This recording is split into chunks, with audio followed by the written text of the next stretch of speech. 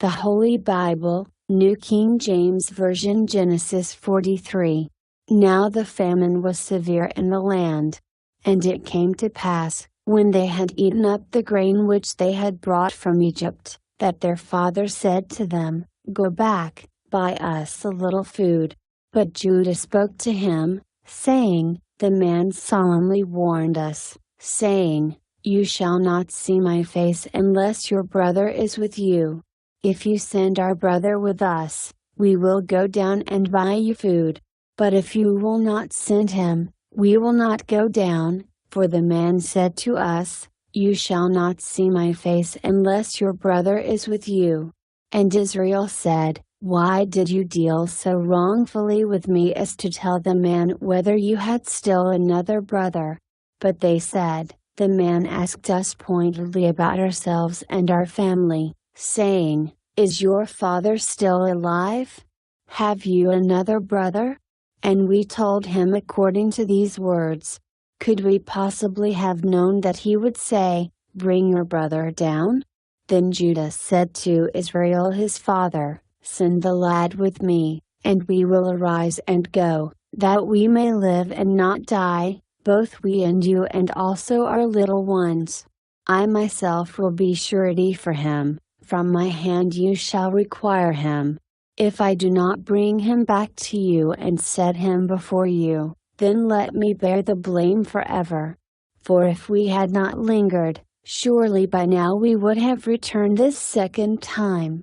And their father Israel said to them, If it must be so, then do this. Take some of the best fruits of the land in your vessels and carry down a present for the man, a little balm and a little honey, spices and myrrh, pistachio nuts and almonds. Take double money in your hand, and take back in your hand the money that was returned in the mouth of your sacks. Perhaps it was an oversight. Take your brother also, and arise, go back to the man. And may God Almighty give you mercy before the man, that he may release your other brother and Benjamin. If I am bereaved, I am bereaved. So the men took that present and Benjamin, and they took double money in their hand, and arose and went down to Egypt, and they stood before Joseph. When Joseph saw Benjamin with them, he said to the steward of his house, Take these men to my home, and slaughter an animal and make ready, for these men will dine with me at noon. Then the man did as Joseph ordered, and the man brought the men into Joseph's house. Now the men were afraid because they were brought into Joseph's house, and they said, It is because of the money, which was returned in our sacks the first time, that we are brought in, so that he may make a case against us and seize us, to take us as slaves with our donkeys. When they drew near to the steward of Joseph's house, they talked with him at the door of the house, and said, O sir, we indeed came down the first time to buy food, but it happened, when we came to the encampment, that we opened our sacks, and there, each man's money was in the mouth of his sack, our money in full weight, so we have brought it back in our hand. And we have brought down other money in our hands to buy food. We do not know who put our money in our sacks. But he said, Peace be with you, do not be afraid. Your God and the God of your father has given you treasure in your sacks. I had your money. Then he brought Simeon out to them. So the man brought the men into Joseph's house and gave them water, and they washed their feet, and he gave their donkeys feed. Then they made the present ready for Joseph's coming at noon, for they heard that they would eat bread there.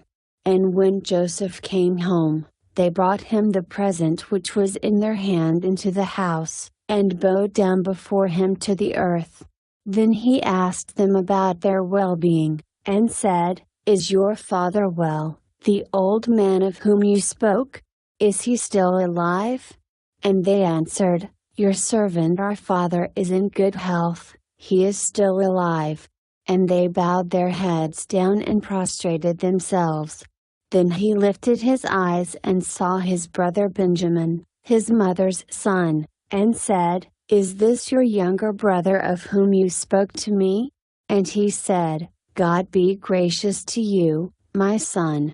Now his heart yearned for his brother, so Joseph made haste and sought somewhere to weep.